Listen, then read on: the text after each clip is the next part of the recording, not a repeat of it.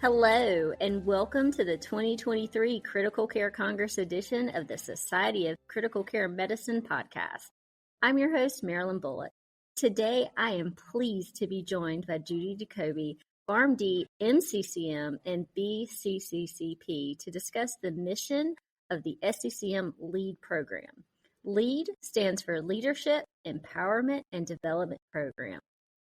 Many of you may know Dr. Jacobi, but she is an experienced board-certified critical care pharmacist. She's also the past president of SCCM and is currently the senior consultant for Visant. Many of you may also know Dr. Jacobi was the past president of the American College of Clinical Pharmacists and spent over 40 years at IU Health at the bedside as an ICU pharmacist in a wide variety of different critical care settings. So welcome, Dr. Jacobi. And before we start, do you have any disclosures?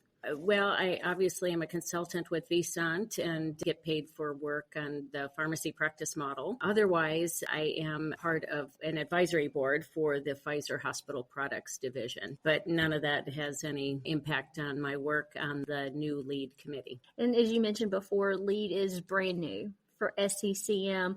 What's the reason that SCCM is creating this new product line? So SCCM has been an absolute leader in clinical training, research training, and a variety of other educational initiatives. But we've recognized for many, many years that we have many potential leaders for the organization, but more importantly, potential leaders in their own home setting that need additional support and opportunity to hone some of those skills. And so this was started actually as a task force in 2019 to begin to set some of the parameters and background for how we could build a knowledge line for SCCM in non-clinical areas. And we were pleased to become an official committee starting in 2022, and that's given us the opportunity to use our multidisciplinary leaders from, every group that we have to help develop this new programming line. Now, when we talk about leadership, and you have probably heard this a million times in your career, everybody, especially the people who are just getting started in their career, one of the first things they want to know is, how'd you get involved? Like, where did this come from? So lots of practice along the way. When I joined SCCM, there were just a handful of us, and we had the opportunity to serve on many different committees and task forces within SCCM and learn the model, emulate incredible leaders that came before us, and obviously contribute to lots of growth and development of critical care pharmacists, but also the role of critical care pharmacists within the organization. So just, in my case, a lot of practice and many, many opportunities that I was privileged to take and continue that growth. I did obviously have other local mentors that I considered to be incredible leaders and learned as much as I could really at every phase of my career. And you really are somebody that we all look up to. With LEAD specifically, though, what led to your involvement with that program and task force? Yeah, so the task force was started with Fred Ognebeni, who had been at the NIH and as a past president, and myself. And really because of our past leadership experience, as well as organizational experience and ability to get things done. And so he and I helped build the concept along with a small task force of other prior leaders within the organization. And because there is so much need for people to learn, the basics from everything that they need to perhaps run a meeting when they've not done that before, to being on a much bigger stage of perhaps a department leadership, that there were just a lot of ways we could help fill in those blanks along the way. Now, you talked about that just a little bit, but maybe let's discuss who you envisioned your audience is for this program.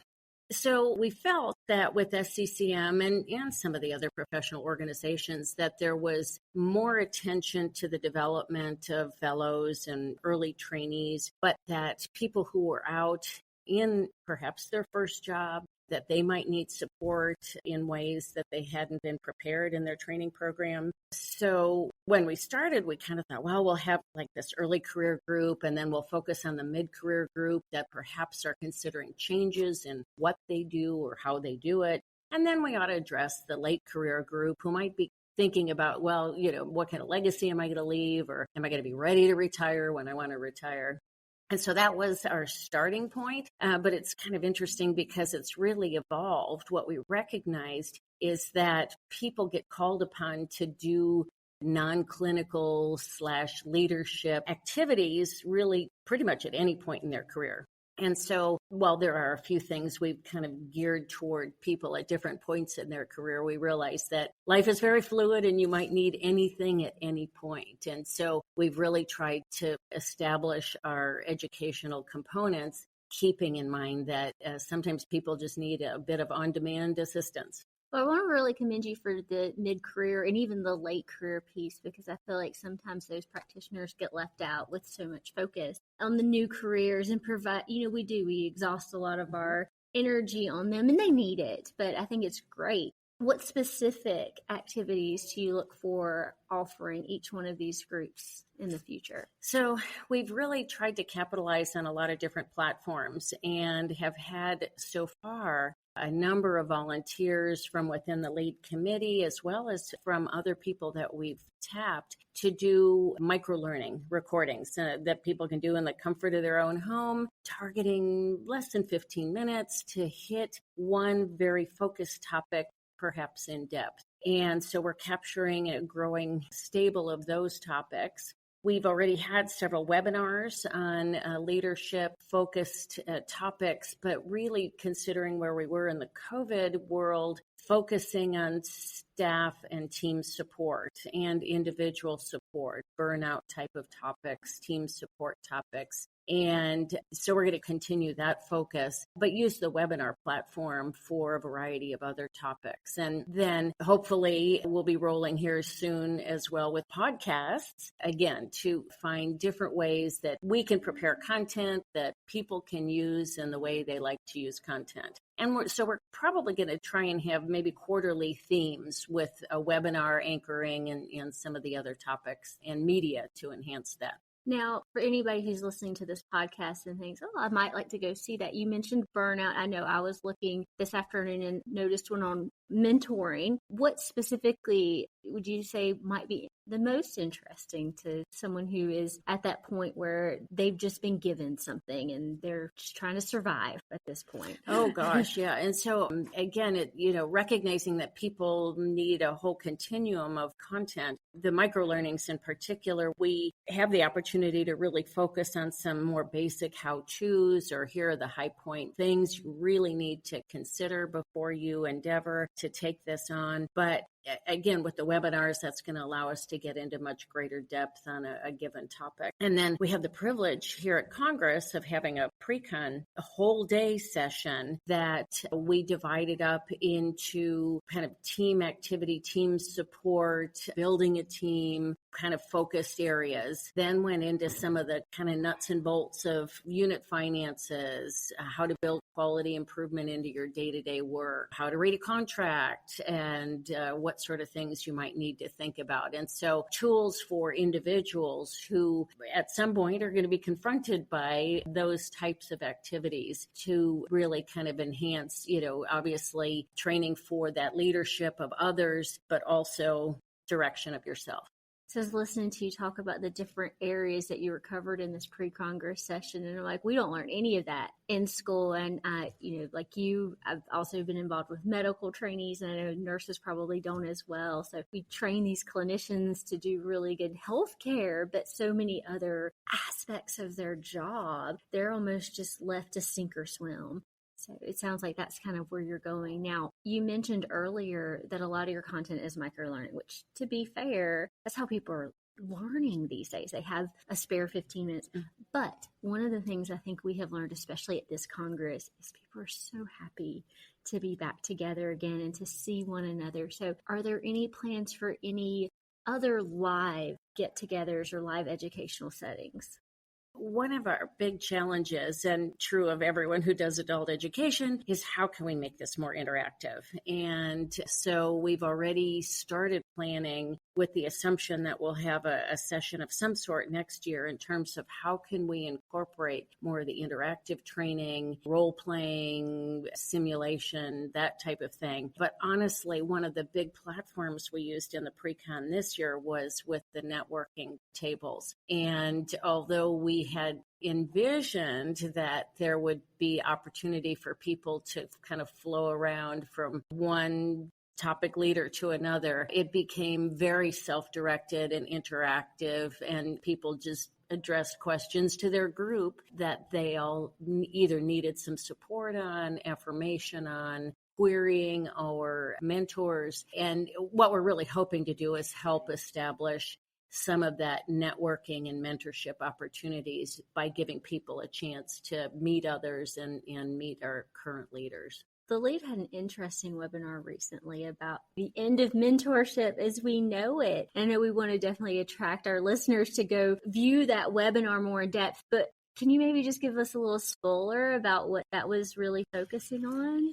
Well, we've recognized that mentors can occur really in many different ways. You might need a mentor for one particular aspect of your career, so it can be a relatively short-term relationship. I think traditionally we think of a mentor as somebody we're going to have lifelong and carry with us into the future, just to help us map our whole career. And that's still, I think, valid. But again, as people have more kind of immediate needs and changing focus, just being willing to look for somebody who can really kind of guide them perhaps in a more specific area rather than, their lifelong career. And importantly, that it can be someone from a different background. And I valued the nursing mentors that I had throughout my career tremendously, but, just that people are willing to not make any assumptions about who's the ideal mentor or what kind of person they need to be their mentor. Just help people think out of the box a little. That's great. I know that's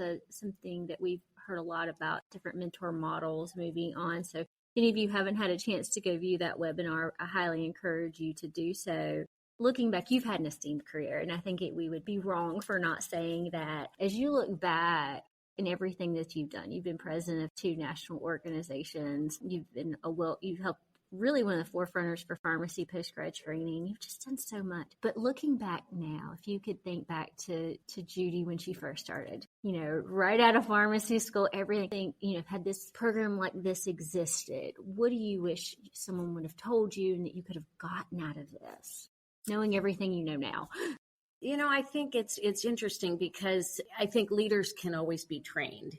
And in my case, the leadership training started at a very young age, honestly, in Girl Scouts and other high school related clubs and activities that it's just kind of nice to kind of learn incrementally along the way. And you make mistakes running a meeting badly and hopefully learn from it for the next time. But gosh, it wasn't until I got into the organizational formal leadership that I got some of the formal training. And, here's how you really should organize an agenda and allocate individual amounts of time and get people prepared to discuss the topics you want them to prepare. And so some of that structure, I think, would have come in very handy as I was given the opportunity to do more and more activities like run meetings. And very often that came with peer groups. I project the hospital and I'm pulling in either some of my colleagues or a multi-professional group, and now we're going to set a plan to do something. People kind of take that for granted because it happens so often, but the more prepared you feel going in to how to do that effectively and make use of everyone's time, probably the better. Now, you've had a lot of experience starting things from the ground up, and so I'm not surprised that you're at the forefront of leading this, and it's still in its infancy. But, and before we know it, 10 years will have passed by. So what's your vision, your goal for this program? Where do you want to see it in 10 years?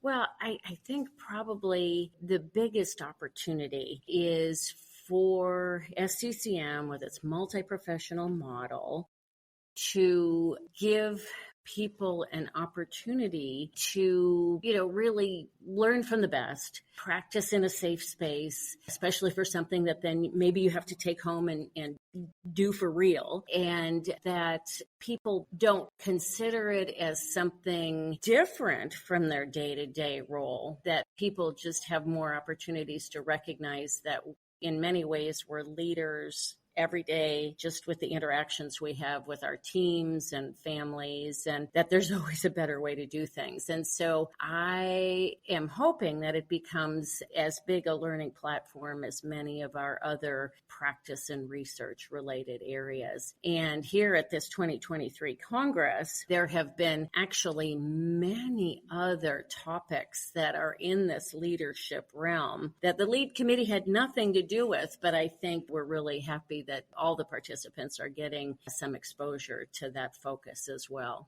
And some of those topics have absolutely been outstanding. So if any of you are out there listening and you have a chance to listen to these sessions from the Critical Care Congress, I certainly encourage you to do so. Just a few more questions. And one is that you start to think sometimes things change dramatically over the years and sometimes they don't. So what do you think the challenges that are out there today for the young clinician getting started? How do they differ from maybe when you were getting started versus how are they pretty much the same? Oh, I think probably the biggest difference is that we have a whole generation of clinicians who were raised that patient care is a team sport, and that wasn't necessarily the case when I was coming up. So I think the advantage is that the team members are hopefully going to seek out that level of work as a group and seek out and have greater, in some cases, greater respect for the role of their teammates. But I also think, with all due respect to the fact that SCCM focuses on an intensivist-led model, that in our day-to-day, it doesn't have to be the physician that is leading, a group of ducklings. Nurses can lead rounds. Honestly, pharmacists can lead rounds. Any one of our members of the team can. And so by being able to elevate individuals to do what they do best in any particular setting, I think is only going to enhance the strength of the whole team. That's such a good point. I think my personal view is that critical care medicine and maybe geriatrics, which is not always mutually exclusive from one another, they probably handle interprofessional work among the best in medicine. I don't know, you might disagree with that view, but that's kind of how it looks to me. I consider SCCM one of the leaders. Going back, here we've celebrated our 50th anniversary recently, and you look at the founding documents, and that was the structure that they established. So I think anything we can do to enhance that sense of teamness and supportive teams and supportive individuals on the teams will help. And so you mentioned that LEAD is in its infancy, and honestly, I don't know that there's been a true big splash official start, although they kind of hinted at it in the opening session. But we've been kind of waiting till we have a big library of content. It is going to be kind of a separate program, and I don't know entirely how the economic structure is going to work as yet. Certainly for the pre-con, we recorded that information, but it will be only available, at least initially, to the people who were at the pre-con. So just being part of Congress on Demand, you can't get that content seamlessly. But we really are continuing to build content. But in the area, for example, of microlearning, we know that there's super talented people throughout SCCM, especially when it comes to multimedia. And so if somebody has an idea for a topic that they would like to record as a volunteer and donate to the library of topics, we would absolutely adore that. And so certainly people can contact me. We want to just, open the tent to anybody who wants to participate and help you, help your colleagues, and help us at the same time. So that was you answered my next question. I was going to ask how leaders, this is, when you talk about leaders, they want to be part of it. They want to not necessarily have a seat at the table, but they want to serve. And so you talked about if someone has an idea, how they can email you. And I certainly encourage any of the listeners that are there that want to do that. It would be an amazing opportunity. What are other ways volunteers can lend their expertise to this initiative, especially if they're not a speaker, but they want to do something else? We already have a pretty big committee, and every year there's the committee sign-up opportunities. So, to get on an SCCM committee, you have to be a little braggadocious, but tell us what you've done in an area or why it's a passion for you when you do your committee sign up. And just as evidence of the existing committee members and their passion about the topic, if we raise an idea, we'll have 4 volunteers from just within our own committee. So we recognize that there's a lot of expertise and maybe even some specialty specific areas. So we have, as I said, a multi-professional panel, but if there's something that you and your colleagues feel like you really need and you've gone out and helped solve that for the 4 people you work with, recognize that there's a lot of other people who probably need it as well. And so although we're trying to be generic for the multi-professional team, if there's something a pharmacist specifically needs or some role that, really helps you deal with your trainees or residents or students, it's probably going to apply to other people. And so that's why we really want people to come forward and say, hey, here's what I need. This sounds like a great opportunity for so many of our members to get involved. Well, we're almost out of time here today, but before we go, I just want to give you an opportunity to say anything else about LEAD maybe that we didn't get a chance to discuss today.